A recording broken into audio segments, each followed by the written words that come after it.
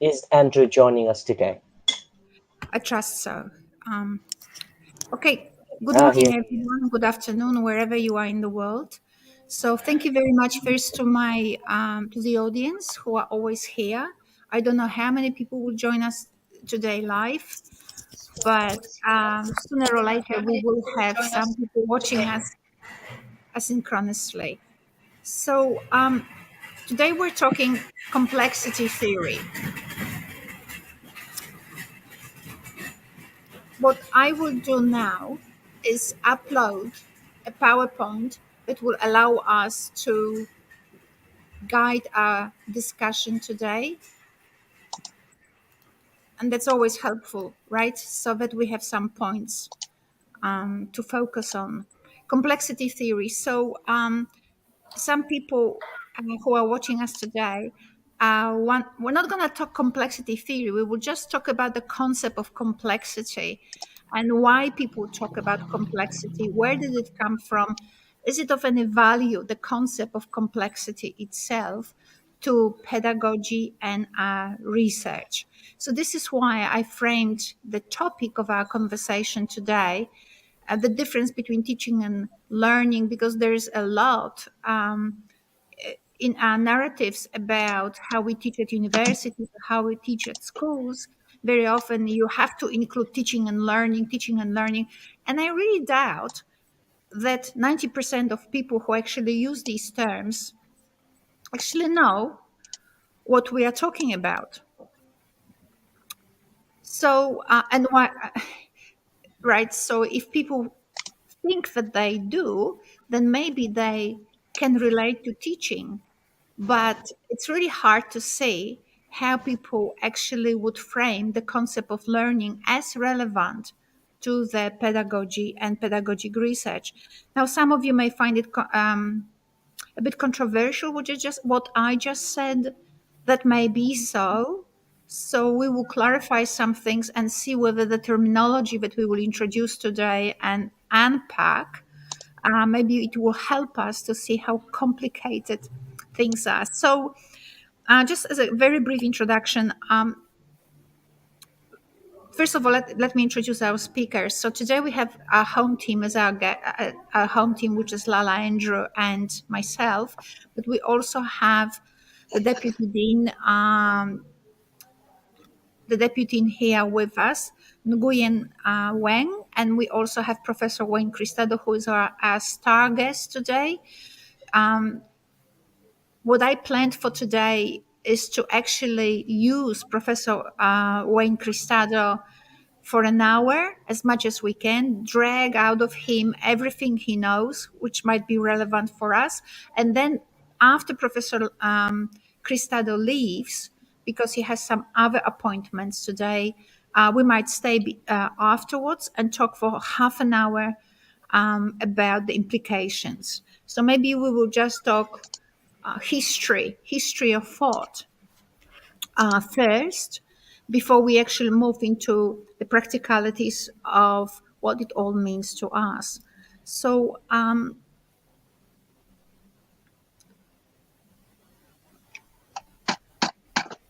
as you may, some of you who actually have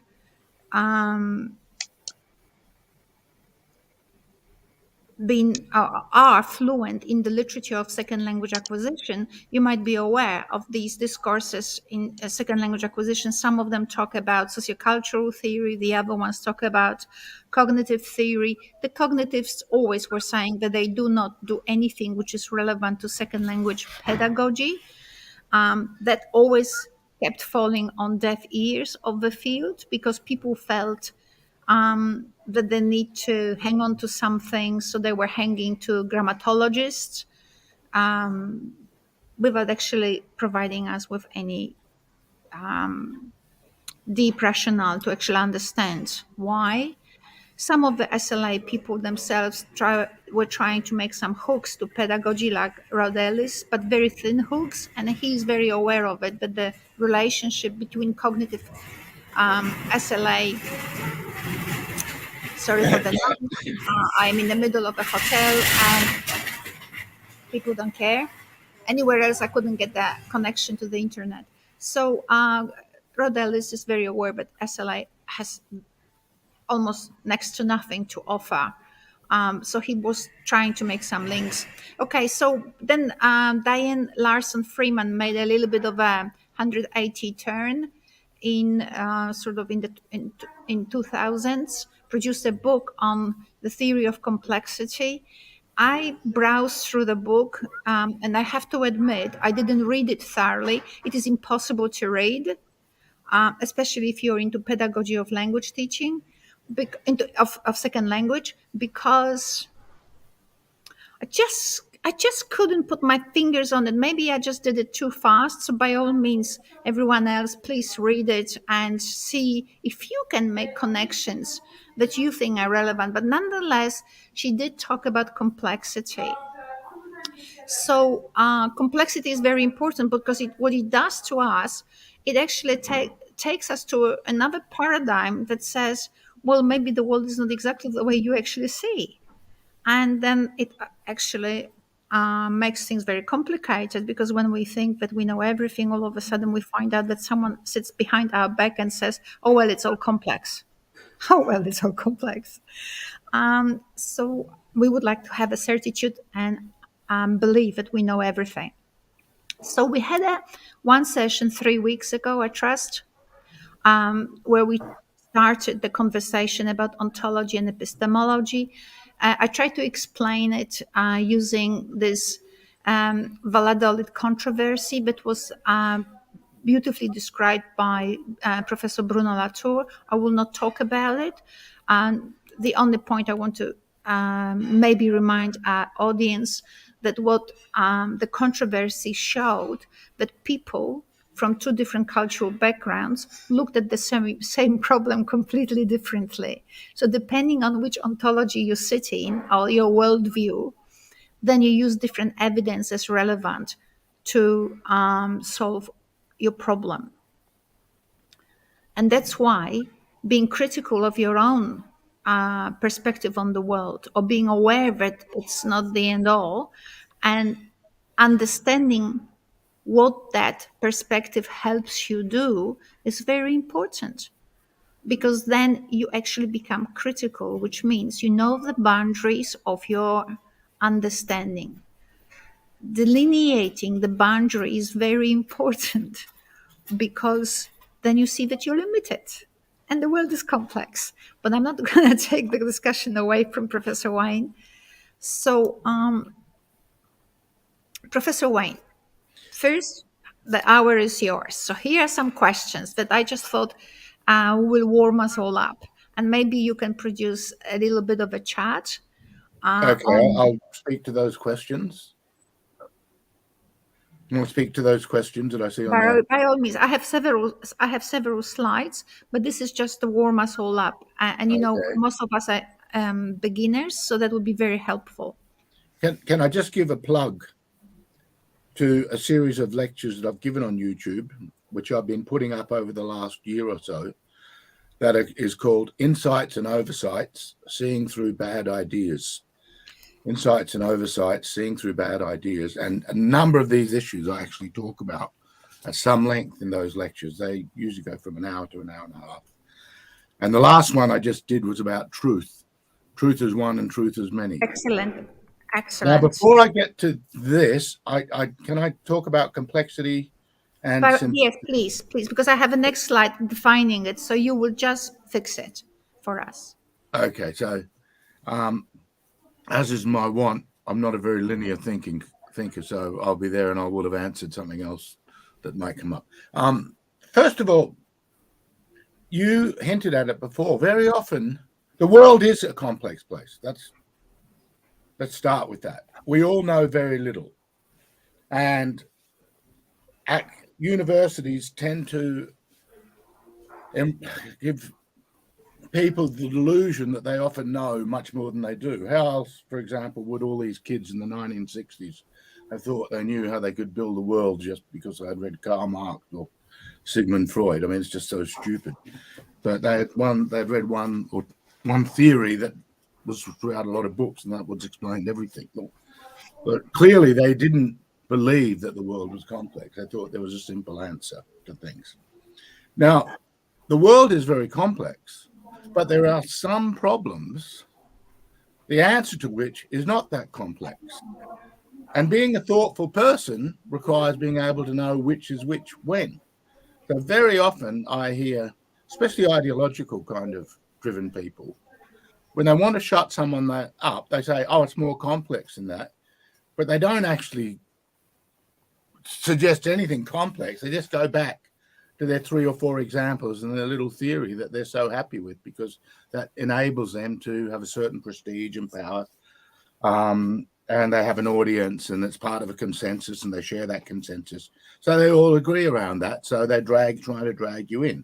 But to be able to discern, and I'll give an example of this in a moment, to be able to discern the difference between a complex problem and or an answer in which you have to keep elaborating because of the different aspects that are intrinsic to the real problem that you're searching for, and wanting to get people to see a certain simplicity that is true within an answer, that at least must be dealt with before you can delve into other complexities. That requires knowing a lot. Now, I'll give you a very good example of the distinction, and that is a common distinction that's been drawn between structure function on the one hand and historical contingency on the other. So if someone wants to understand social formation, the division of labor, the division of authority within social bodies, then asking the question about the morphology of group dynamics, which is very Aristotelian, anyone who's studied Aristotle would learn this, then they would be looking at the structure and function. And one of the things I would be noting is that if certain practices are absent, then certain structures and functions are absent. And so you can't project back from a more complex, it's not a spiritual or normative thing at all. When you say more complex, you just mean more roles, more engagements, and more types of engagement with the world, different types of engagement, the difference between what takes place in a city and what takes place within the world of a nomadic group, where you've got a much more limited division of labor. And that's intrinsic. You couldn't have a great division of labor because the group would not survive if not everyone was at their particular post. And they're a small group, so it's a limited group. But once the scale expands, and then once you've got different cities, and then you try to coordinate them, you have empires. But it's also the case, and this is an example I like to use sometimes, that if you want to understand certain things about the nature of political authority and political power, that you can identify, here's simplicity, you see, the very same thing that's taking place within a gangster group as within a feudal relationship or between warriors and the class of dependents. And if you look at it like that, you can say, well, what's going on in the mafia, or what's going on with all these warlords fighting conflicts all throughout the Middle Ages or in China through various parts of, it's the same thing. And to the point is, if you don't see the same thing, if you allow yourself to be so caught up in the contingencies of the colors and the flavors, it'll be like those, and there's lots of history books like this. You read them and there's just nothing but a set of names and events that have no real meaning, except the historian then tries to draw one out of it. I remember a book on the Crusades I read like that. I've read a lot of books like this, but it really stuck out because I was reading a lot about the Crusades. I thought, this is a terrible book. And that's the reason I thought it was terrible, because it did not know how to pattern the information. So learning how to pattern is how you simplify. But the danger is, because all information is only pertinent to us the truth, it's only the truth to us, and it only matters to us if it's dealing with the problem that we have. So the pitch of our investigation and will also dictate something about what kind of information is going to be pertinent to answering us. It's not any information. The very question has framed the kind of information, epistemology you did a few weeks ago, the kind of knowledge that you're seeking, and indeed the kinds of beings that are going to matter to you and how you might know and understand which beings are pertinent. So you see, it depends. Everything depends on the question. And if you follow the question, that means also building up a sufficient body of knowledge so that you have a sense of what's pertinent and what's not. And this takes time. This is why I think it's terrible that if people are wishing to get young people involved in being thoughtful, and they think they can do that just by teaching them a few doctrines and principles and a basic way of doing rhetorical flourish, which I had noticed so many students in Australia when they come to first year uni. They're very facile in both senses of the word, that is very fluent about their ideas, but their ideas are useless because there's no body of knowledge. There's simply not enough. They've dealt with the big problems very early in their life, but they haven't really explored them. They've just learned how to politically capture or politically present information so that there's a good answer and a bad answer, etc. And that's just useless. So it takes a long time. This is why I'm so against 16-year-olds so having a vote. They just haven't lived. They don't know enough. And it's through living and not only reading books that you know. That's another thing.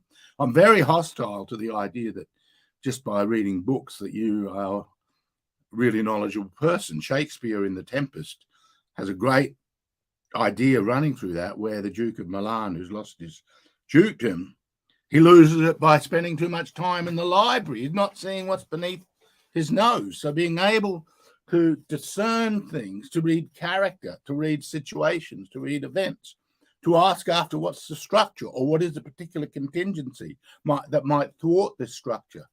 These are a kind of set of engagements and questions which are absolutely right to do with language. With what you started off with. It may well be too, as someone who's, I'll just throw this in because I realise with language learning, etc. It may well be that the people that come up with the best language learning techniques have a very good sense of being able to separate what is structural, functional components, which words in which disciplines tend to come up more, and why they tend to come up more, rather than a more haphazard. I tried to learn and I didn't succeed. Cantonese, and this teacher was just throwing everything at us, and nothing could stick. Where, as I learned some other languages, spent some time, and those that were aware of this complex, simple division, I think did a better job. So if I come back now to your question, so is it the truth that we are after? Well, it depends. You know, that's a very big question. What is truth? And as I said in this lecture I gave, I say it's both one and many. But if I say, you know, I was to be here at 5:30, and if I miss it, it's not the kind of, if I get the information wrong, it's not going to be the kind of information that's going to lead to a building collapsing or something. But it is pertinent enough that I want it to be accurate. So there's a degree of accuracy that's a component of the truth. And obviously, under certain conditions, the enormous importance of the specific alignment of what we think and what there is, it has to be very good if you want to build a bridge or anything involving, you know, high-tech stuff, engineering. That's going to be very important. So our observations, yes, they're going to be, I'm really just reacting very quickly because all of these, the questions look simple, but the answers to these, I think, are very complicated, actually, that come from our observations. Well, one thing I'll just say about observations is In the lecture I gave the other day, I said I kind of like some of the pragmatists. There's a philosopher called Charles Sanders Peirce, who I really admire. But my one criticism of him is he tends to frame his analyses of things from the disposition of the disinterested inquirer, which would be right for the student of the natural sciences.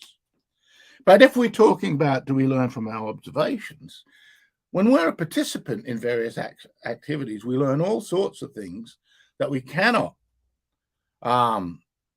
think of, which are meaningless to think of as a kind of disinterested observer.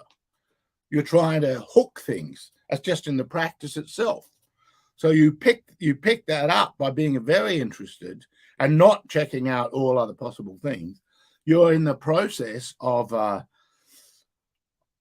tapping into all sorts of instinctive components of your sensorium, of your taste, of your smell. If you're cooking, for example, that are going to lead you.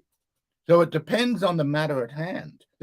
Martin Heidegger was very good on a lot of things about Heidegger. I also criticized, but he's very good on this particular thing. And it was a big part of his dispute with a guy called Edmund Husserl, who was his teacher, a phenomenologist, because Heidegger realized very early on that Husserl was thinking too much like a scientist. But our world, it requires us to be observant. This, by the way, is the centerpiece of my lectures. I'm not wanting to teach people theories. In fact, I'm very, I don't love theories. In fact, you mentioned Latour. I think he's a good example. He's very good at getting down to the nitty-gritty of certain theoretical stuff.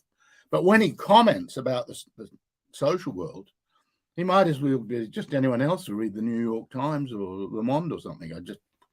I don't think he's observant at all. So being observant is a very different thing. And that's the practice, the participation of a life, of being able to see which sources are trustworthy. Why don't you trust these sources? Why do you trust this source?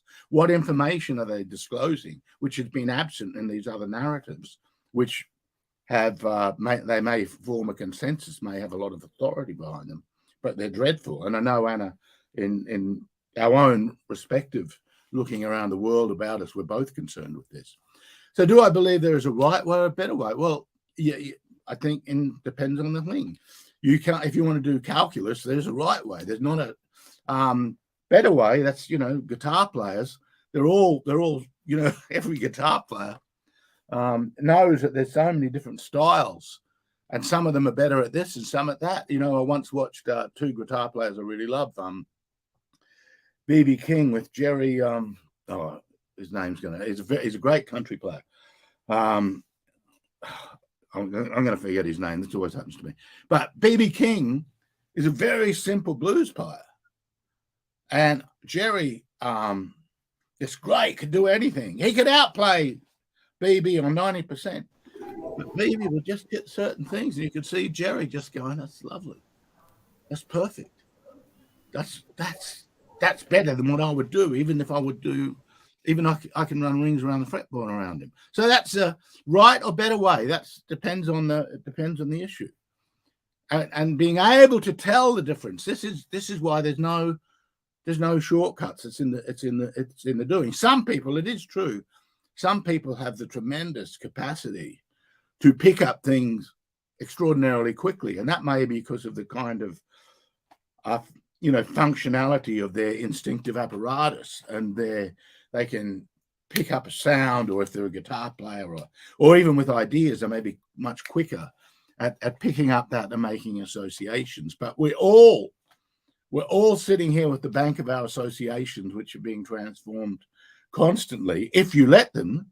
Though it's interesting, once people lock it in the bank, this is what ideologues do, and most academics, in my opinion, do this as well. They lock stuff in the bank, so they don't ever change their mind on anything. It's just a continuation.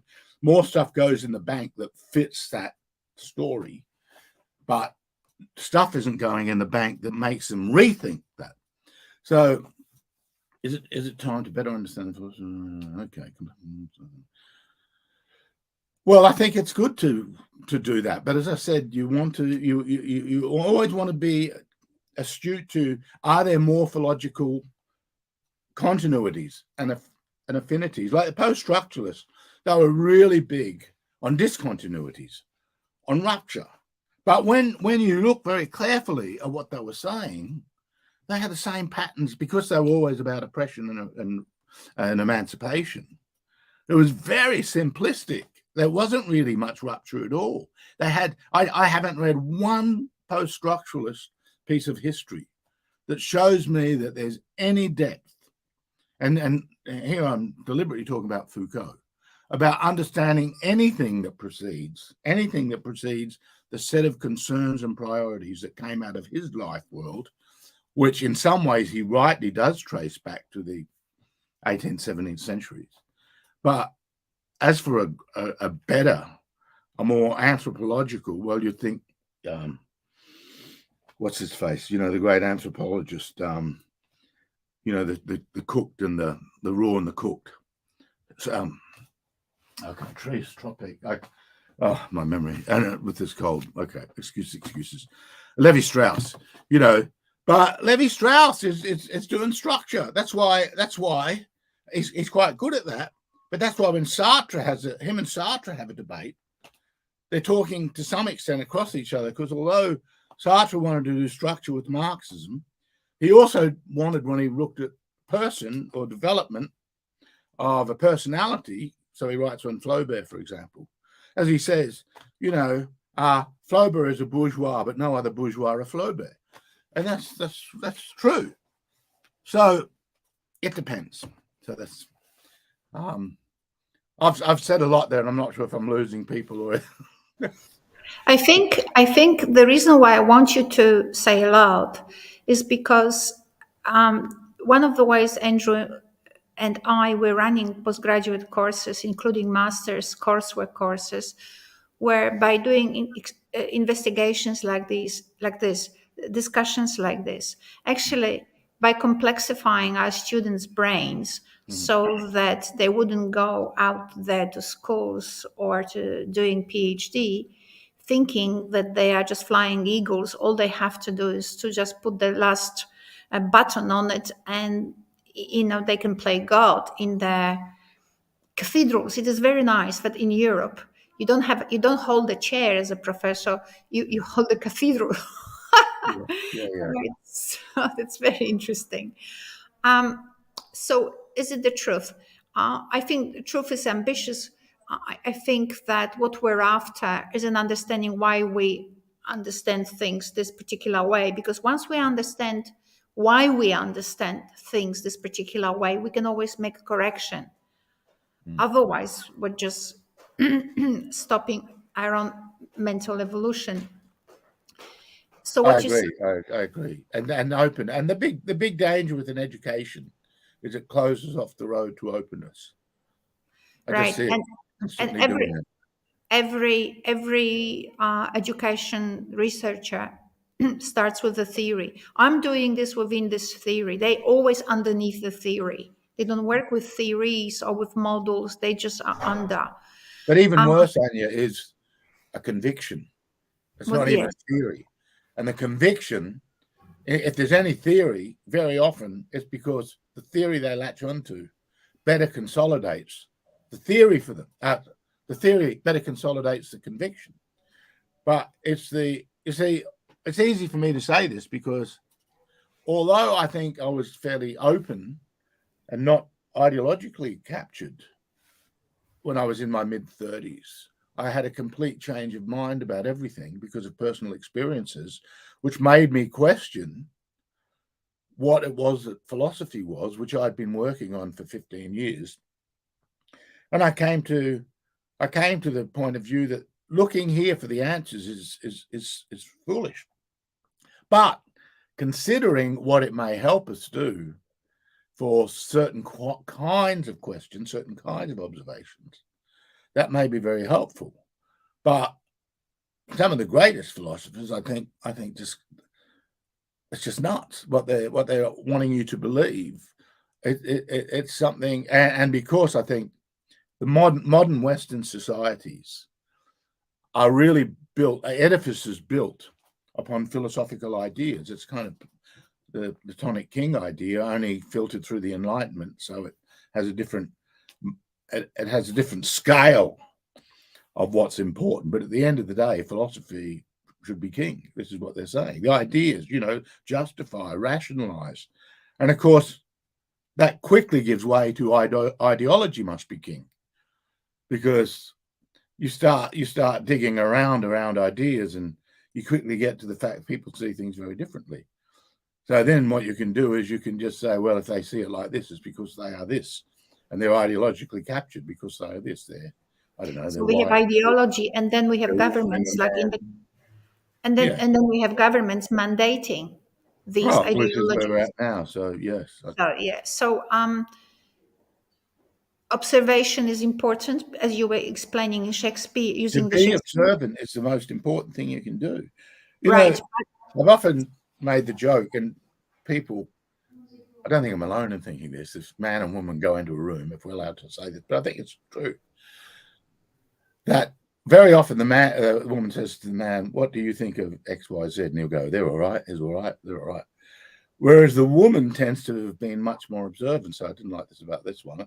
This one did this, that person did that, and I think it's good. I think that is a really great thing, to be observant. It's a pity, though, that very quality of observantness can easily get smothered as soon as one thinks, oh, but now I'm going to be an ideologue. I'm going to have an ideology to understand everything. I can understand all the history of this or that, or every group is this or that, these motivations. That destroys the very quality that I think is cultivated by a more sensitive. I've got another slide on that in this relation, but I think just to close this slide and move on to the next point before you leave, I'm a bit anxious. So being observant is important, but observant in relation to your interests. So lay out in front of you your interest, so that you can actually observe it and discern between and look at it from understanding what your interest is. And interest, by the way, that word is often this is a really important term in international relations theory, for example, but in other areas, but it's very often misrepresented. An interest doesn't mean that you're selfish as such. Yeah. An interest is just knowing what your motivations are, what your priorities are, which include getting up in the morning and expecting the world to fit all these other expectations you have. That's your interest. And maintaining that, and perhaps doing well within it. Academics are really, one of the reasons why they're so poor at being able to provide useful commentary about the public good is because they cannot see beyond their interest, and they equate their associations, their priorities, their narratives, their theories, their feelings and sentiments about things, their place in the world, their job and status in the world with everybody else. And that's useless. That's useless. The Trump years were a great example of that. A good analyst should have said, well, the class of people I hang around think like this, and they think like this because of this, this. But this other class think like this, and they think like this because of that, that, and that. That might have contributed to a genuine political conversation, which might have led to either side to learn from each other, and just better outcomes all around. Instead of what you ended up is that is threw fuel on the fire through their own, in my opinion, their own arrogance and stupidity, because they never question their own interest. And academics have an interest. I've still got it. It gives them power. It gives them power. And then when there is someone else coming up with an alternative or with a broader perspective or critical perspective on the initial interest, as it used to be sort of conceptualized, then obviously they feel threatened, which is totally, they don't like it. That's right. They don't like it. Totally unacademic. They will.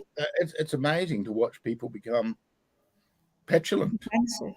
Yeah, really petulant, like a child. But they're dangerous. My idea. I really tried to. I won't go into the topic, but recently I was at my former university, not Darwin, the other one, and I spoke to two friends of mine, and it was impossible to have a conversation about the particular topic at hand because I was introducing information they were completely unaware of, and they did not want to hear it. The narrative is like the your information sword. they relied upon was stuff that I already well and truly knew, and they just kept saying it over and over again. And I said to one, let's have a proper conversation about this. Why don't we have a dialogue around this?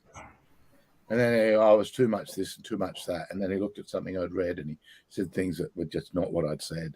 And I could see it was just a waste of time. So this is the problem with the place that is supposed to provide the in a sense the best way to a kind of paradigmatical way of doing inquiry. In many ways, has become the antithesis of that. Become a function. So if I can capture a little bit slightly differently, but more or less the same way, the right way or better way, I'm a bit pragmatist about it because it works. So we might not just worry about the right way, but the way that is a better way than today, for example. So obviously, as you were saying about building a bridge or something, if you want to do it the right way, then we could argue till the cows come home about the physics and engineering and different ways of looking at the world. But certainly, if you put this screw here and this screw there, the bridge might hold. So it is the right way, in the sense that within what we understand. So it's a better way than just thinking of, well, you know what I'm saying? So right way is a little bit. The other thing is, you see, in both those instances, the question of who you are doesn't really matter. If you need a bridge, you need a bridge for everybody. If you're being a guitar player and the better way or the right way, that question comes up. But then there's a kind of question. And there's a Russian filmmaker who I like very much. He did Burnt by the Sun. I haven't been able to get hold of the second one with an English translation yet. Fantastic movie in the 90s. It was a kind of about Stalinism in the late 20s, early 30s. And he was one to ask, how would you have fared under Stalin's? Would you have had a better life under Stalin's time or now? And he says, well, it depends who you are. And that's absolutely true. It depends who you are. Depends what you want. So the discussion about what you want that's also, and that becomes, that will always become mysterious. So that's the interest aspect of engagement with the world, right? So it's the interest. So be aware of it. What's your interest? Understand it, because you may actually want to change your interest as well. So I wanted to speak to my guest, to my home team. Please join in the discussion. Maybe like a couple more slides down the track, so that we just go past the initial slides. But join in, just jump in. So this is a slide. I just took it from Google.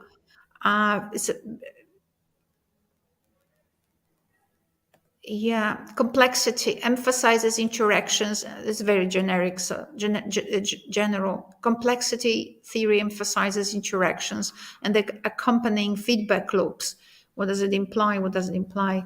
That constantly change systems. So the question of what does it mean from the perspective of my interest, from the perspective of my initial why I engage with that issue, right? So, and that constantly change systems. So you redefine, because the more you evaluate from diverse perspectives, your system through which you looked at the world will change. Wayne, more or less, I just want to go past it quickly. But if you wanted to be more precise about it, by all means. Well, when you're thinking of things in systems, you've already got that structure functioning thing happening. To say that they're unpredictable, that's kind of yes, but the degree of the degree to actually. So yes, any structure functional situation can break down.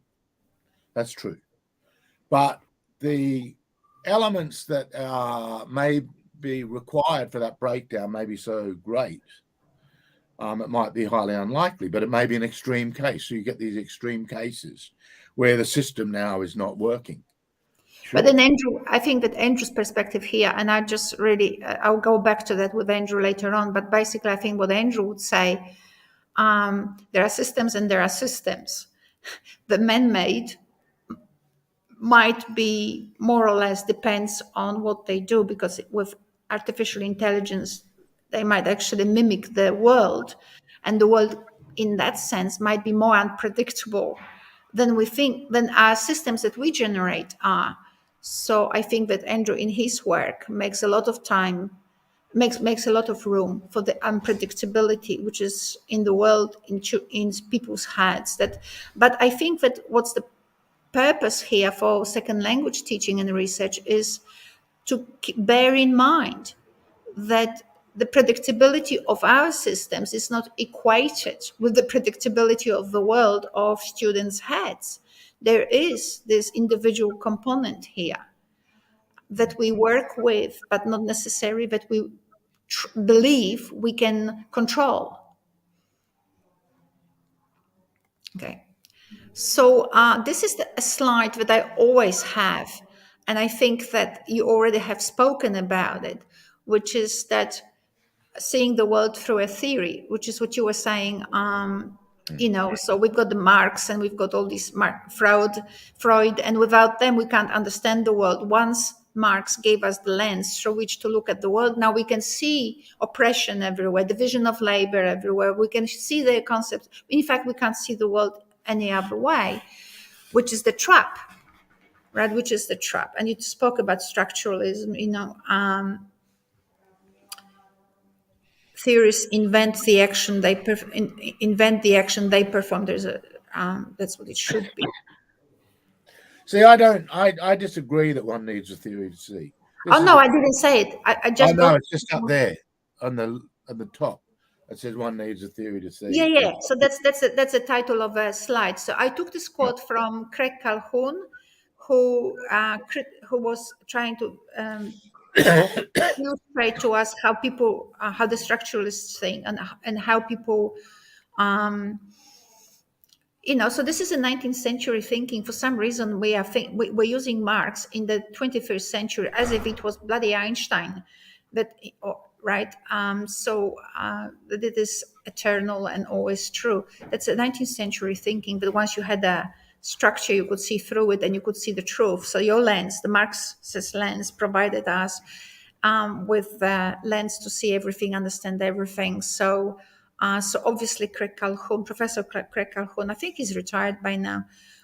No, he's changed universities. I don't think he's retired. Who? Sorry? Craig Calhoun. Right. He's a sociologist. I quite like him. Very thorough guy. He was the president of the, I think, either American or global, I think, Association of Sociologists. So basically, that's just laughing. That's basically the title of a slide. One needs a theory to see. That's the sort of paradigm that people thought within. But you needed a theory, and that's how people in education write and do research. Oh, here's my theory. Through this theory, we'll look. Yeah, and now, I know. I've seen a lot of PhDs like that. I always try to talk students out of doing that. No, and the answer to that is no. Definite no. We spoke about it. I'm just linking back to our earlier podcasts within this TESOL with Anya Lyon.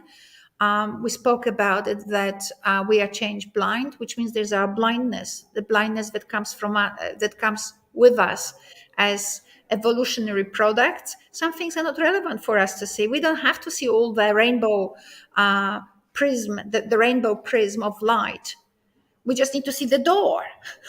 But the door is nothing else but light hitting our lens, right? So, but we're not interested in seeing the whole vision of interaction between lights. We just want to see a door. So we wipe out all the prism that door generates when it hits on our retina, and we see a door and we think there is a door, but things are complex. So we're change blind because of evolution, which made us see door as opposed to shiny light. And I think maybe and also because of our culture, we see what's relevant to us. So that's again Andrew's work. I'm just linking at Andrew's work. He's very interested in generating interaction between what student sees as relevant and what could be relevant, but the student can't see, and not necessarily that Andrew is pointing them to it, but creating strategies to enable the students to actually enter into the world differently. Enter the world differently so that other things pop up. Right. So if I go to a right, so I'll just leave it there. Okay, so what do we need? So I just wrote it last night, and either you can actually make your point of view on this, Wayne, or we just move to the next slide. I'm just rushing. I would just say one needs information. So I wrote here. So one needs to read a lot. One needs to think. But we don't want to be stuck in the library, right? So like in and observe a lot.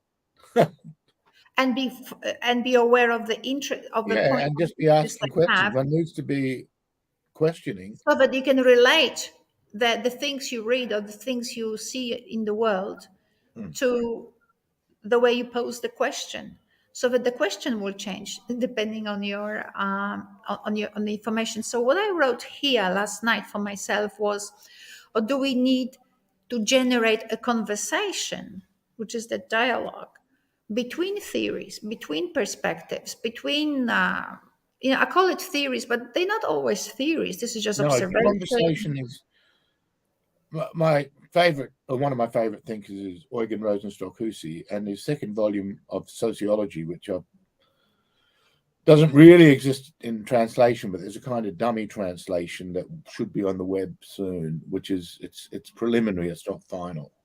It's done by someone I know, a kind of friend of mine. But what he says in that work is that people are caught up in very different ways of seeing in very different time zones. So someone, who's deeply Catholic is still some way connected to priorities and convictions that link them with people from the Middle Ages and earlier, whereas someone who is a Protestant might have a link to the Protestant connection. Someone who's an atheist may have no link to any of that. Traditional Muslim might have a link to, a very different kind of time frame. And then Rosenstock says, and this is a critical point, what we need to be able to do is establish conversibility between and of the times. And I think that's very valuable, because I do think interests are not only spatially situated, but they're also temporally. And they're part of the associations, which are also, bound up with the memories that you have, the foci that you have, what you're taking seriously. So being able to speak across the times, and it's within the West itself, as I gave that example of Catholics or atheists or Protestants, or bring in secular Jews or traditional Jews. Once you start bringing that in, you just realize there's no way to get around dialogue. And that's the earlier criticism I made about the academy and its failure to be helpful in terms of the public square, is precisely that, because they're not interested in dialogue, because they already know. So they're worse than a religion, like extremist version of religion, right? They basically, once they were handed in a dogma by the supervising professor, then that's it. They just love the professor, follow the professor, will die for the professor. But I don't mind an individual to die for the professor, but with them generations go, because they also function as mentors. That's what I think too. So it's very interesting to come back to the Valedorian, or whatever it is called, that controversy between the Spaniards and the American Indians, whereby the American Indians knew that the Spaniards had what was it? They didn't know whether they had bodies, right? But they knew they had souls. Whereas the other things, whereas the Spaniards knew that Indians had bodies, but they didn't know. Cleverer people on either side might find an easier way to try and see that. I mean, one of the things that raises, and that he is raising there, is and again, another thinker of mine is a favorite thinker of mine. Sorry, not a thinker of mine, but favorite thinker of mine is Herder, and Herder is one of the first to make culture and dialogue and provisionality of truth all line up. And a lot of people see Herder just as a romantic and as opening cultural relativism up, and they think that's a terrible thing. And that's not right. What Herder is saying is culture is really important, but they must be in dialogue with each other. And it's only through our being able to enter into dialogue that we can then move. But that movement requires a certain recognition of the provisional understanding that we all bring to bear. So someone alien to us is also coming to us with a provisional understanding and misunderstanding, just as we are going to them. And it's only by this, by the way, is really going to be central to certain policy things. Because if you understand that changing demographic patterns, waves of migration, is going to take time for connections to be established, you're going to think of that very differently than if you just think, look, anyone who doesn't like this is just a racist. Therefore, sit down, take the medicine, don't be a racist, and if you are, we'll lock you up, we'll silence you, we'll do this or that. That's disaster. And that's, another example of a hot So issue. that's the same like it's very interesting. That It's comes very from interesting. failure to understand dialogue. Sorry. So, but culture begins with dialogue to begin with. Without culture, we don't grow self-aware, and without that, we really don't have culture as civilization. What we do is we groom each other only in order to survive. We play war games because that grooming very often is just a war game, between monkeys. But I wanted to it just dawned on me that had the Spaniards and the American Indians actually engaged in a dialogue, what would come out from that dialogue is that they use their narratives more to justify war than anything else. Really, it's just That's calling. a very good point about interests. Just because dialogue is the way to achieve peace doesn't mean everybody wants to achieve peace. That's absolutely true. So, And that's why we think dialogue. It's in order to not face what we actually yes, but feel. there's a lot of people who have an interest in fighting. And that's so there is no solution to all our problems without goodwill of a sort. That is a desire to look for more peaceable outcomes. Well, if you look, this is the same as democratic politics, which is so threatened. Basically, a peaceable outcome means no one gets what they want. Everyone can go off and grumble because it's nothing's worked out exactly the way that you want. That is probably, I think, in a democracy is a good outcome. But again, it depends on demographics. It depends on numbers to the extent of what one doesn't want is there. If you got 90% of people getting 90% of what they don't want, that is a disastrous political outcome. That's just a bad polity. That's just a recipe for terrible things. But if you've got, every 20% you can break up, or every different group has not got 15%. I'm speaking very broadly here, but they haven't got everything they want. That's pretty good. Yeah. But that means people recognizing, and that also means the elite's not getting what they want, which is a whole other thing as well, because they're normally always first at the table, and they think because they speak and represent, they should always get what they want. So I don't have much respect for them. Overdependence or dependence on a theory is more or less like myopia, not allowing anything in. You only see one thing and you use it as a nuclear bomb because you use your privileges like professorship or supervisionary powers and all of that to basically shut everyone else's eyes. And you publish these things because you're editor of a particular journal and you propagate. And I'm not the only one saying, there's this guy, Greg Thomas, Professor Greg Thomas. He used to be at the University of Sussex in England. I think that he probably has retired by now, but there's a book of his written somewhere, or more than one, where he actually is very critical of that. So it's not just us saying these things. So this is about interest, right? That this is from Latour. It's a discussion between the student and the professor, and I quite like that bit because a lot of that methodology is in education research, in second language teaching research. What they do is there's this a researcher conflates his or her interest in a perspective in a particular action with students' interest.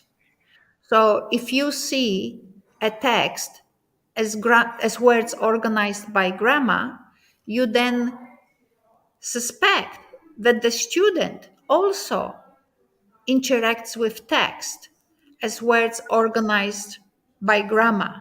Whereas what Latour is saying, hang on a little bit, just because your perception or your purpose has driven you to that particular model of the world of text, that doesn't mean that the student who is interacting using text has the same purpose that defines his or her understanding what text is or is for. So the student enters from here, the pedagogue from here, and the pedagogue cannot free him or herself from their own interest or concerns and imposes it on the student. And the student then loses the understanding that text is actually politics. If I say hello, good morning, Professor Cristado, this morning, I mean, for me, it's morning because I'm in Europe, it's politics. I could have said nothing. I could have ignored you, just taken for granted that you're here. After all, you owe me, or I owe you, or any of that. You know what I'm saying? Every time you open your mouth, text is politics. Let me just say, I don't like to think that way. I think it is sad that we want to politicize everything, because And ultimately politics politics is in just a a mode sense, of human action. It has intention. yes. You bring intention. I just don't want, because politics can only answer certain problems. So if we reduce everything to politics, that implies, as that generation did of the 60s who did exactly that, or the Marxists did before them, that there's a political answer to everything, and there's not. Because all Yes, I meant politics it differently. I meant it is differently. dictating who must do what and what happens to them if they don't. That's all it is. You know, but it doesn't assure any good outcome. That's why. But the value of conversibility is not that you're ensured of a good outcome. It's just there's a fairly good chance that you won't get the worst outcomes. Yeah. Yeah. So, And I really have to take off in a second. I'm so sorry. yes, I If know. you, I get it. I get it. Right. So we've moved now to just basically the implications. But if I would take you through the slide, maybe how I sort of drew implications myself yesterday, asking myself questions of this kind, maybe you could have a look what I have written here.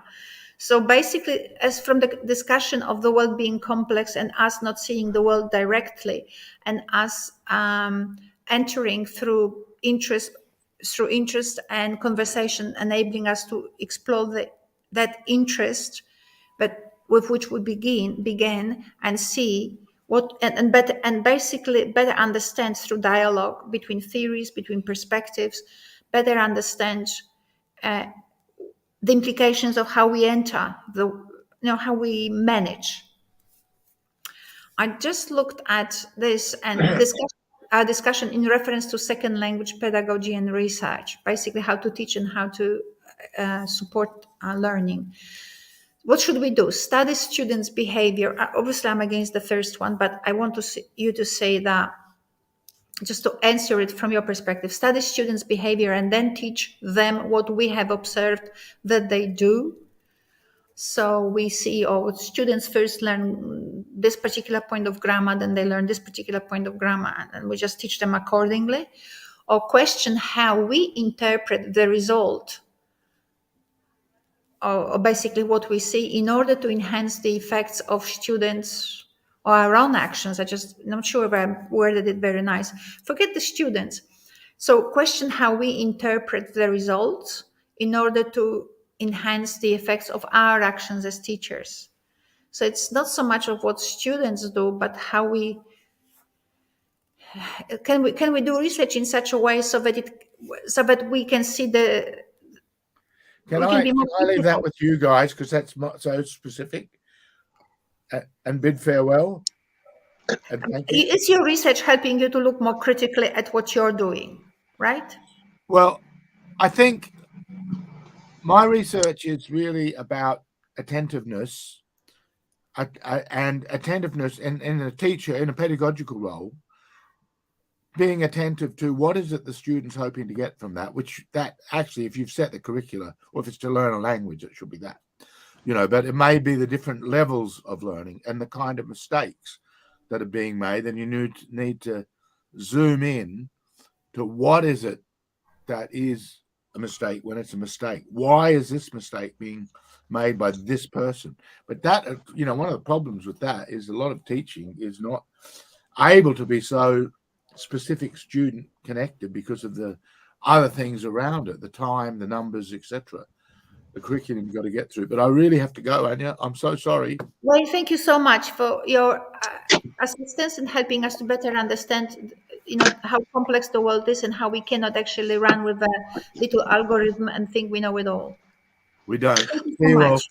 Thank you. Well, thank you, Professor Wayne. Bye. Bye. Thank you, Dr. Wen. Okay, Andrew, could you just bring it home now? From all of what I worked very hard. So now I think we should take Andrew to take it to the next point, and then we'll have Lala and Wang to bring their insights or their questions. So Andrew, if you could answer this question, I would really be grateful because I've written it. I'm not sure whether anyone understands it. So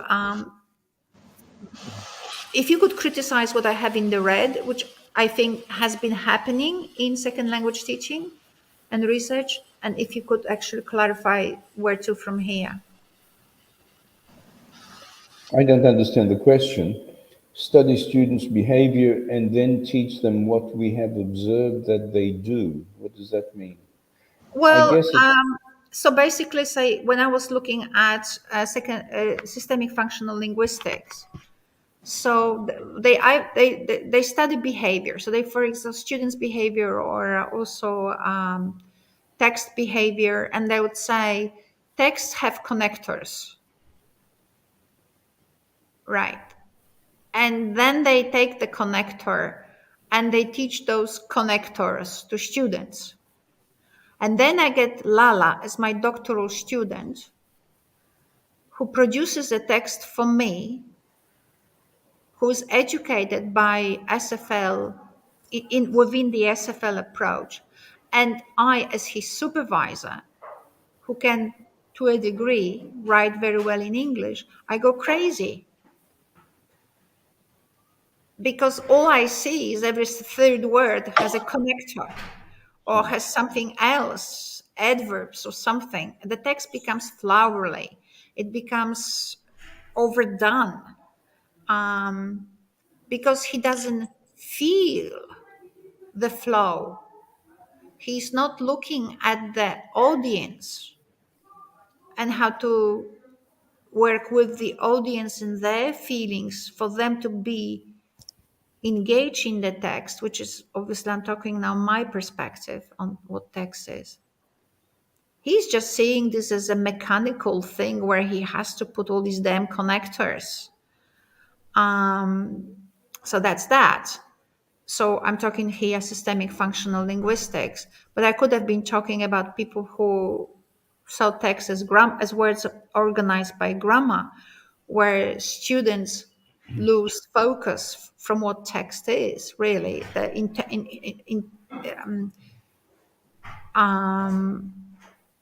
engagement of intentions. Let's use what we learned from Wayne. Forget the politics. I think I sort of used it very narrowly. So engagement with intentions and exploring the intentions through the dialogue.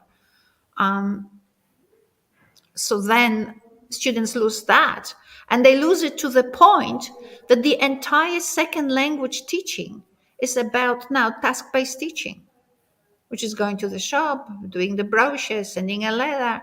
None of these activities in task-based teaching has an audience. All you have is just words and grammar, because audience means understanding to whom you're writing, how you're going to work with that person. It has this individual locutionary force. It's not just words. So we observe what text is, or we observe what students do. Oh, well, I noticed that when I say a student will correct himself, for example, right? So from now on, I will be producing in my conversation a lot of and students will correct themselves. So that's Michael Long, RIP. And scales of progression. Remember the 80s Pineman? I forgot now his Christian name. Michael? No. Manfred, yes. Manfred Pineman. Once we know the grammar acquisition of the student, which is the Chomskyan perspective, once we know the grammar acquisition stages, we can teach to the stages.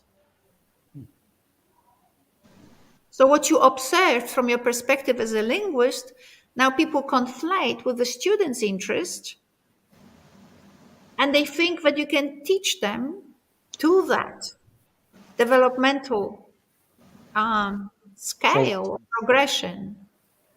Learning So, trace to trace. right. So basically, the complexity of the brain, the complexity of the world, the complexity of the interaction between the student and the world doesn't even come into the equation. All we get in that red text, maybe I didn't frame it exactly enough or precisely enough for Andrew's liking, but basically this is what I meant by that. And all that complexity in the brain, in the interaction with the world, and complexity with the world, and complexity of the text. Text doesn't, you can talk about the text as words organized by grammar, but it doesn't mean that the text is. And definitely it removes the intentions.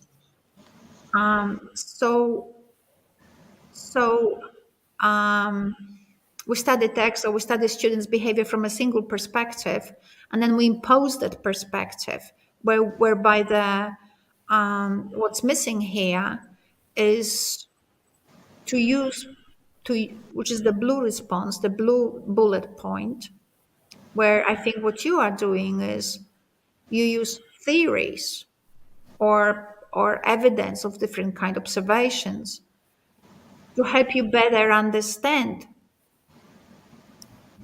students' productions in whatever circumstances, so that you can, not necessarily what you think you're doing, improve students' production of English, but improve your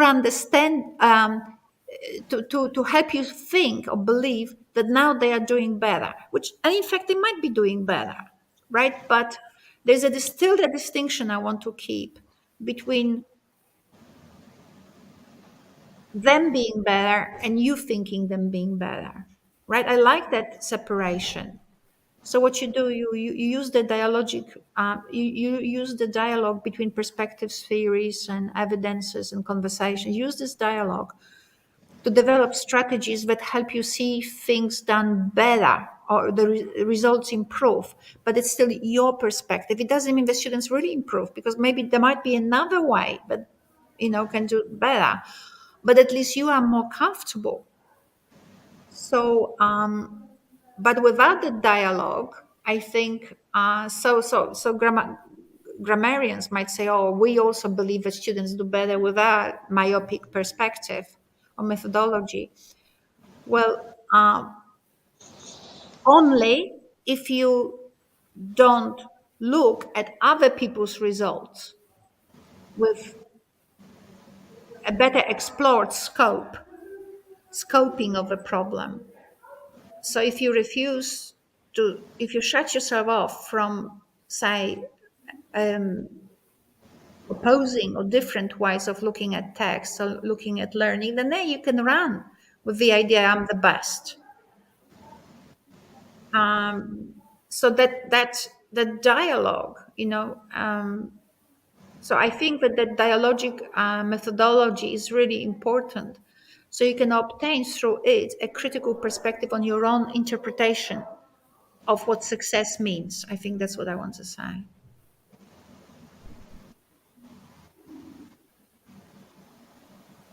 Just because Ella was producing 3 million of connectors, when I look at SFL research, they point to those connectors. I have some very messy slides from them when they teach SFL. I mean, nobody can make sense out of it. I'm just stunned that people just buy it. And they think it's a success. Whereas the text, I still have this article to finish. I teach it, but I still haven't actually written it. They look at the text and they say, oh, look at it, it's a beautiful text. Their theory makes them see it as beautiful, but no one else from outside that theory will say it's a good text. It's a messy text. So I think working with perspectives, theories, different evidence, not every evidence is already a theory, but working with different types of evidence also on to generate dialogue to help us better understand how we interpret success. Because every student is success. I mean, read any PhD, just about 90% of them are succeeding. 90% of PhDs that we would think are badly designed, even if they are done in somewhere, we would think they're badly designed because they're myopic. They communicate success. The question is not whether they declared it a success. Poland, where I am now, won Second World War and instantly fell into fascistic oppression of Russia. So what victory was it? How do you define success when Poland got enslaved instantly? So it wasn't a success for Poland. Might have been a success for Germany, that instantly after World War II got money from America and became a superpower. So who won the Second World War? In the textbook of history, it says Germany. It says the Allies. But no way. All these people in Normandy and whatever, they didn't die for winning the war. They died for winning the economic war to strengthen Germany.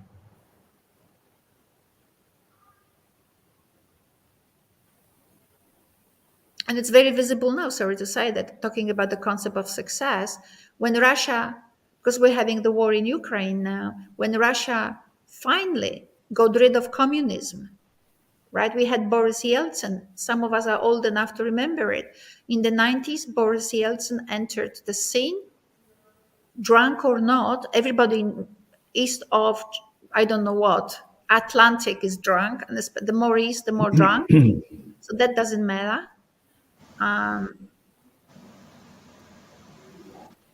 West was not interested in supporting Russia in their democracy. In fact, they just gave it to the internal mafia, gave it away. Now, if you look at education and language teaching and things, we have to be very clear about the differentiation between what you call complexities and complicatedness.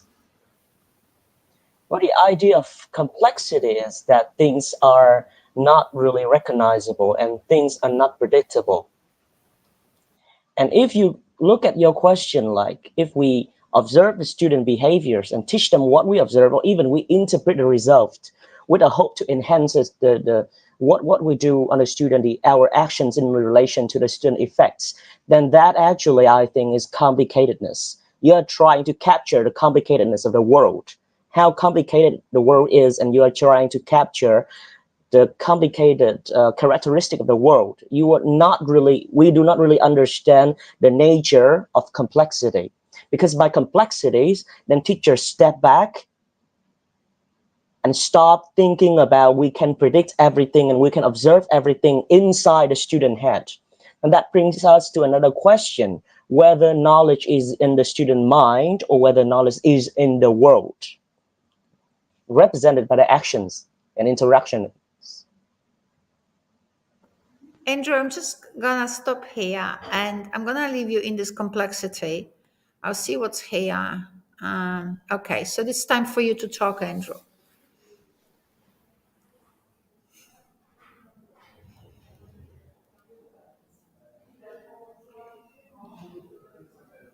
Unmute yourself if you don't mind. I think we're going along a whole bunch of different paths at the moment, and that's leading to some confusion in my head. But I wanted to make a couple of other points first before we talk about something around this and around what Quang also said. Wayne says we have to observe, we have to be observant, and he's right. We do have to be observant. We have to see what is there, but we don't actually necessarily see what is there, as you have pointed out, in the sense that what we see what our brain decides is worth seeing and what it expects to see. In other words, we don't hear every sound around us, and we don't process every sound around us. We don't process the laughter in the background of your hotel because they don't matter to us. We see what we observe what we want to, what our brain tells us is worth observing. So, just as a simple example, in the recent work that Tsai did in China, where we were checking the brain's reaction to dichotic signals, I'm not going to go into details. One of the signals that he used to stimulate the brain were language signals and non-language signals. So we had birds and water flowing and trains rushing by. And what was very interesting, but I don't think it's new, but it was interesting, is that the brain reacted not at all in a linguistic manner, let's say, to the sounds of the train, the birds, and the water flowing. Which means that everything that we do in terms of, well, at least with the ears, but I think it's probably more general, everything that we do is the subject of a meaning-making process before it gets processed, of an unconscious meaning-making process before it is actually processed by our brain. So just wait. Is this does this have anything to do with what Damasio said? That we hear sound only after we understood it? Yes. Actually, that is how we differentiate between apprehensions and comprehension. We apprehend things first with our sensor monitor capacity before we really comprehend it. No, but before it goes, but before it goes anywhere, yes, I agree. But before it goes anywhere, it has to be accepted or rejected. So, so if we hear train sounds in a conversation, we don't process the train sounds, and the brain does not react in a manner which is like the way it reacts to language.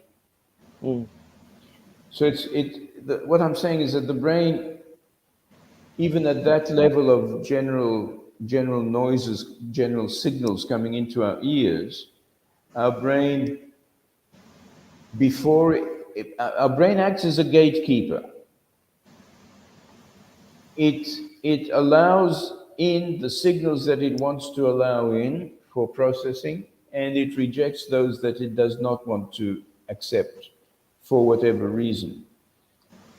Now, I think this So also it's works. almost like it actually captures the entire world, but to your consciousness, something else goes in. Isn't it interesting? Something like that. It's not quite, I don't know if it captures the entire world, but it captures a lot of stuff that we do not Apprehend, process, that we do not, apprehend.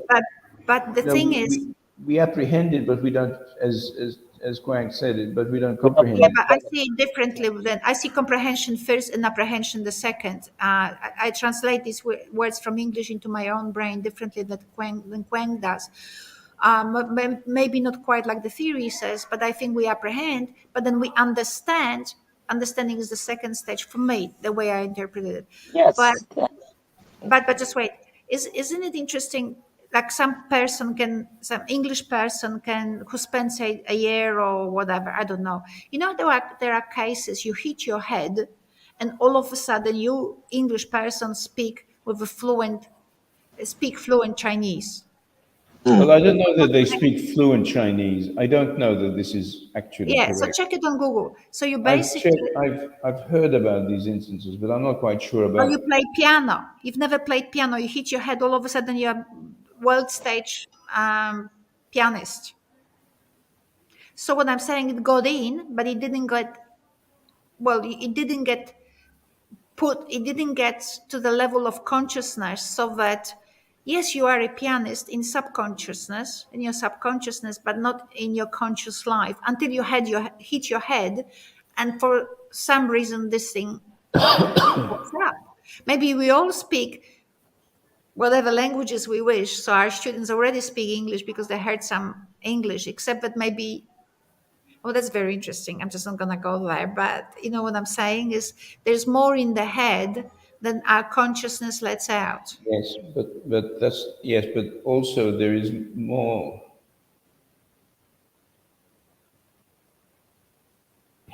Well, the only word that I can think of is gatekeeper. So there is a mechanism which stops stuff from overloading our brain, and there is a mechanism which also stops stuff which is not relevant, which is the same thing, I suppose.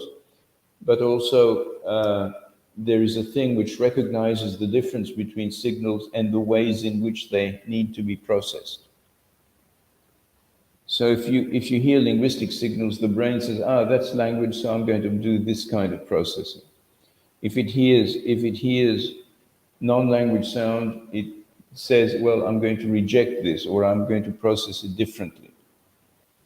And I think that distinction is very important, because it doesn't matter exactly how it works, whether it's apprehension and comprehension, or comprehension and apprehension, and whatever it is. The bottom line is, we are essentially constantly, the brain is constantly making meaning from the signals that it receives, and it decides how to let them in, whether to let them in or not. And the decision about how or whether to let them in is not conscious. It's actually it's actually automatic. So the question is, as I often put it, how do you make the invisible visible, or the unheard audible? How do you make the invisible visible? And by invisible, it doesn't have to be just with the eyes. It can be anything which is not recognized by the brain. And that's the key to learning. How do you, or that's maybe not the key, but it's certainly a key to learning. How do you do that? And people like Gattegno and people like me would say, oh, you have to develop awareness raising processes. How do you make people aware of that which they are unaware of? And Today in Australia, sorry, we will have to close it. I think we will have to continue with our discussion for the next in the new year. But I will not close it now. But I just wanted to say, so that's an intellectual question to you. How the world is complex, and the idea of how to make students reorganize their system. When you say by making the what is today irrelevant relevant, what you're saying is it's a difficult thing to do. I well, It's not in the narratives in education. You open any modern article on on teaching language, and they will say to you explicit teaching, explicit teaching, explicit teaching, because that's the only way they think they can cover their backsides. Mm. Because you've covered the curriculum material, you taught them the grammar rule explicitly. So consequently, you've done your roadway to success, the student's success. And now, if a student failed, clearly it was the you student's fault. the problem is that people usually talks about the complexity of the world without thinking about the complexities of cognitive and metacognitive processes. Yeah, because it's too difficult, too complex for them. We No, all look for ways to justify our own relevance, yeah, as opposed to connect with one another to enhance the relevance uh, of what we do to students. So the students should be our focus, not our own relevance. because we think that every human being processes information the same in the same manner, in the same mechanism, and we try Not to necessarily the same generalize way. this. What do you think? Not necessarily the same way, but the way we say they do. Yes, yes, that is my point. Because we usually say that there is some generalized and simplifying mechanism of transforming or acquiring what I call acquiring knowledge, right? So that is the problem. And what the idea is that why do you need to help your student or to make student learn this or learn that? What you need is not what you need to do is not really doing something, but creating a mechanism that they can acquire or they can learn by themselves. Yeah, and coming back to Andrew, and Andrew might, I'll give you 3 minutes, Andrew, just to finish on time. So coming back to Andrew, and the question implies it is difficult. It is difficult, and explaining grammar or telling people to use connectors is just not enough. Just because Yeah. you see a connector from your discipline of grammar doesn't mean that these are connectors. You call it a connector, but they could be something else. We can call it whatever we want. And so explicit teaching of it doesn't guarantee good text production. And Lala, do you humility, want to? Yeah. yeah, Andrew, you Just take it wonder if from Lala here. wants to say something first. Or I think it's very interesting to talk about teaching, learning, and I think we miss one particular word. I think it's the word knowing. I think I'm trying to refer back to my research experience. So back in Darwin, I learned how to make sense of the word learning, teaching, and knowing. So in one particular point, I understood better about learning. So learning is not about acquiring information or closing a gap or establishing simply a stimulus responsible one, but rather learning is a process of maintaining coherence. I think that's a very important keyword that I like most when doing my Nice way to put research. it. Nice way to put Yes, it. and knowing is not actually a matter of having an internal model that matches an external reality, but of ensuring that one's current web of, let's say, construals is viable and coherent. So I think we have For to you, for you, yeah, for yeah, you. for So you. it works for And then you.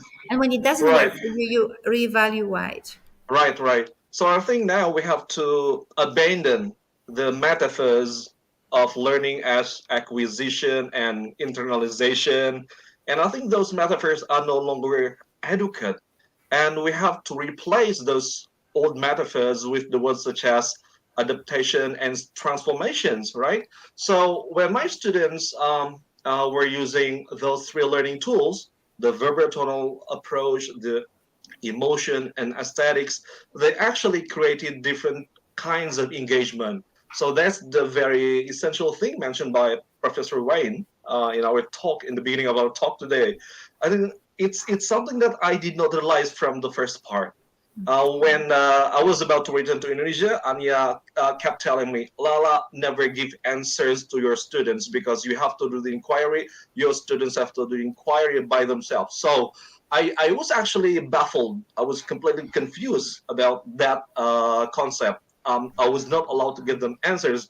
But actually, when we could devise a proper technology that could help them learn better, it means that I was just trying to help them to develop Make their own the layers connection. of comprehension and engagement. I think this is very basic in dealing with complexity. Yeah. Thank you.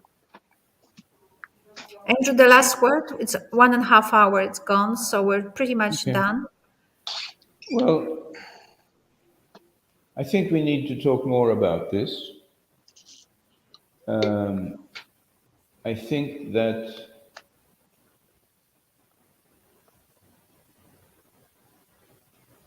I want to go back to what Wayne said about observation because I think it bothers me. Hmm. It bothers me because it implies that somehow you can see the world as it is. Now I know he doesn't actually believe that, but at the same time, we kind of get glimpses of the world as it is. Maybe that's how he construes it. And yes, of course, we have to observe, but yes, of course, what we observe, either consciously or unconsciously, is not everything that which is there. We don't see the entire universe at once. We don't go into a room to observe students' behaviors and observe everything that they do. We observe everything that we want, well, we want to observe, but I don't mean that we consciously want to observe this or that, although there is some of that going on, but there's also some unconscious things going on. We live in this, if you think of culture and you think of the habitus, and the habitus tells us what to watch and see and observe. We are not as free as we think we are. We are not free beings, but we are, we have culture written on us, and culture is not just about what food do we eat and what festivals do we go to, you know. It's actually about, it's much, much more ingrained and subtle and difficult because it is built into us unconsciously. And when the brain decides to see things or not to see things, to accept things or not to accept this, it is largely part of this cultural filter. And I like the idea of thinking of the habitus as a filter, although everybody thinks of it as a set of dispositions. But the habitus is a kind of filter which allows certain things through or not. It's very similar to Trubetskoy's phonological filter. It allows certain things through or not. I think we live in a world where we are surrounded by filters which block, let's call it, learning from happening, which reinforce the things that we are familiar with and that we need to live with on a daily basis, and throws out the things that are not relevant. And hang on. And so the trick is to bring those apparently irrelevant things, because now suddenly they become relevant. Until now, they were not relevant, right?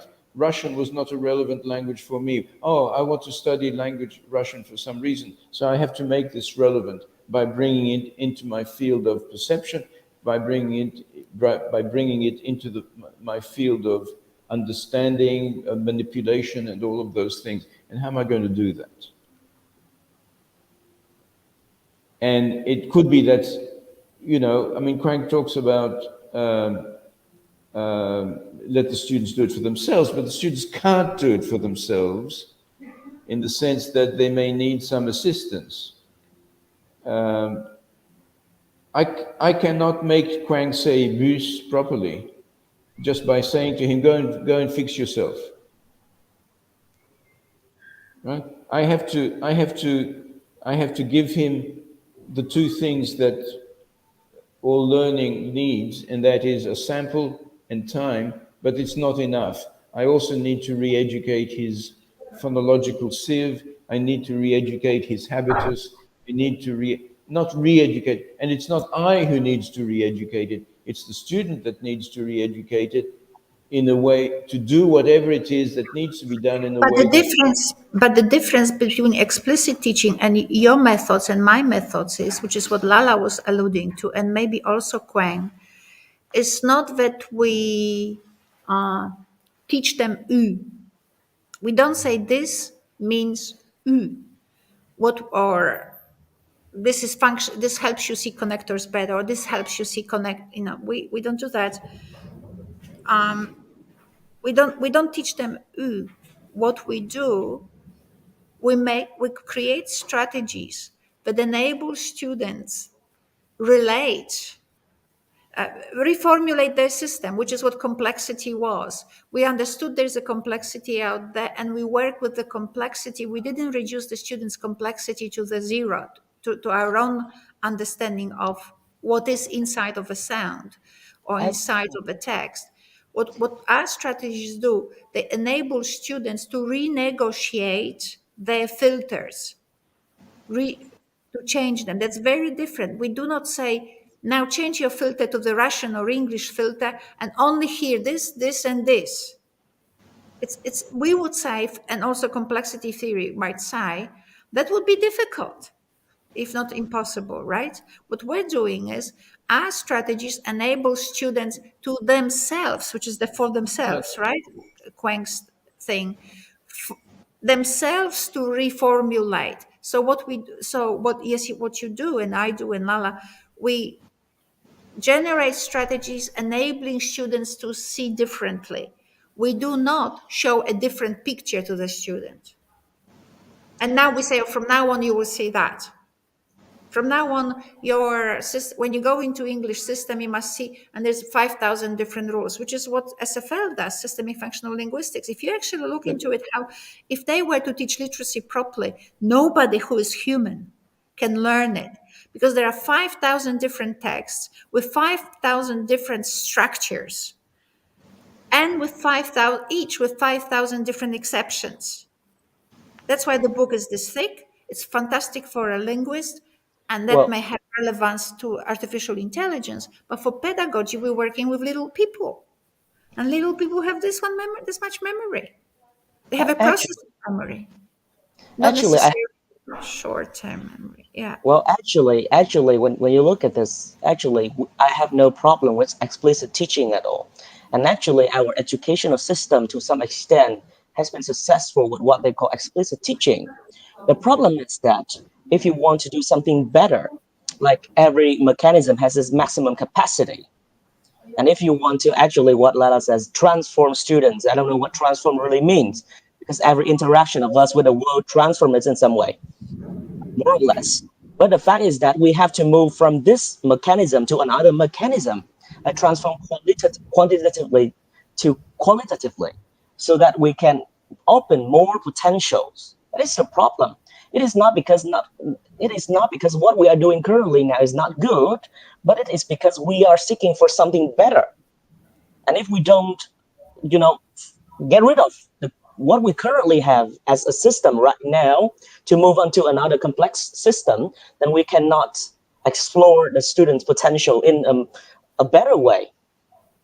Okay, so let me finish for today. We will leave it for now because it's Christmas, and because I don't know whether everybody, but I also know that in Indonesia, in Vietnam, in most Buddhist and most Islamic countries, people don't mind having a Christmas tree and giving themselves presents, just like, the West adopts all the other cultures. So we're going to have a break until January.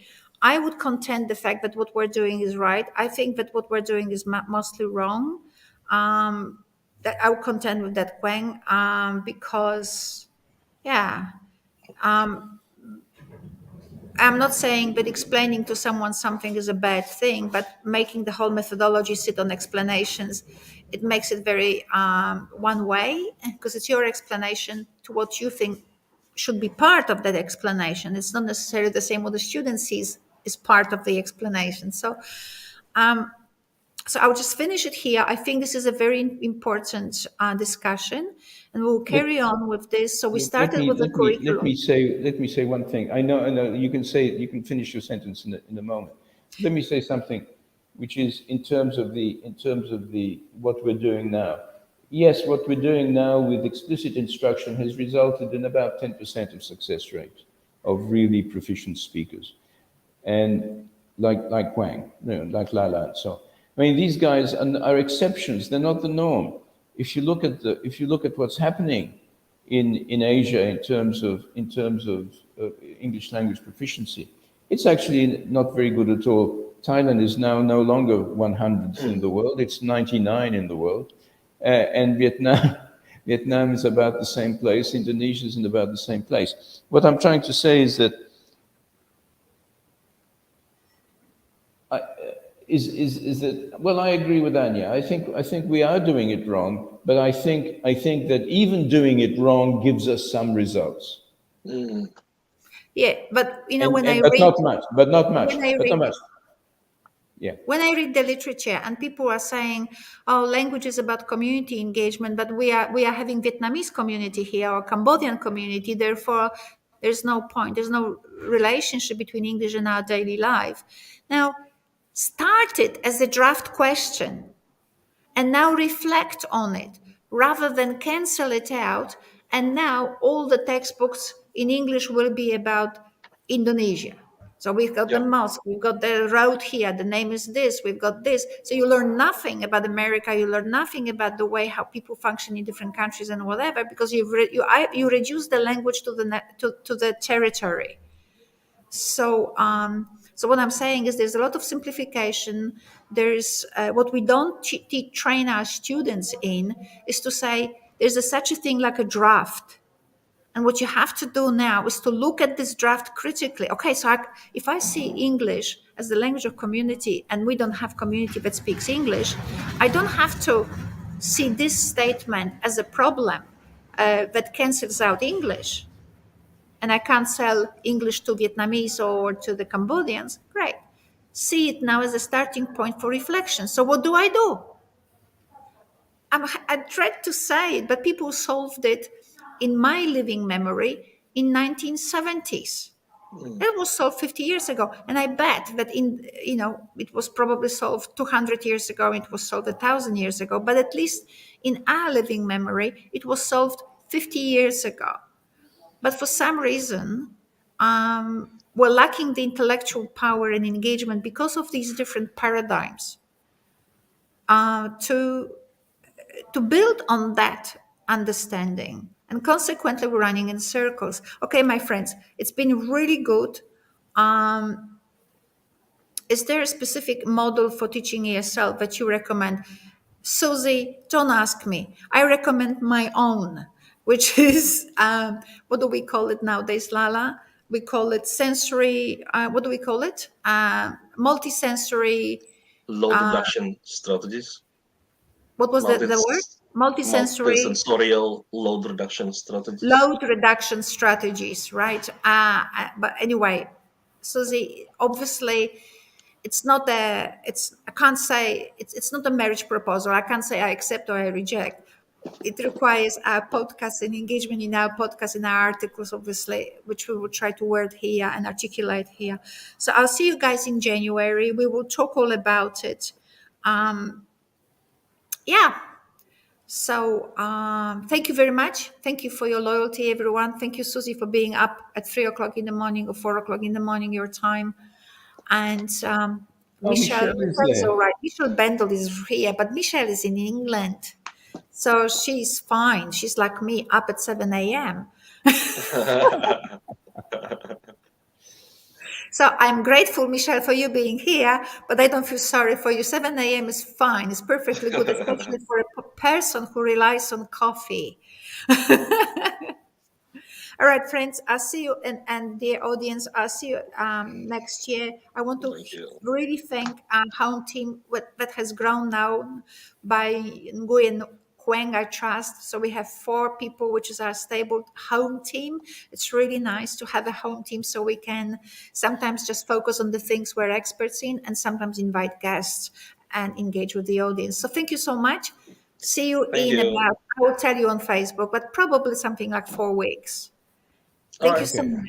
Thank you, everybody. Thank Bye you. Bye bye. bye. Merry Bye Christmas. bye. That's it, Manashi.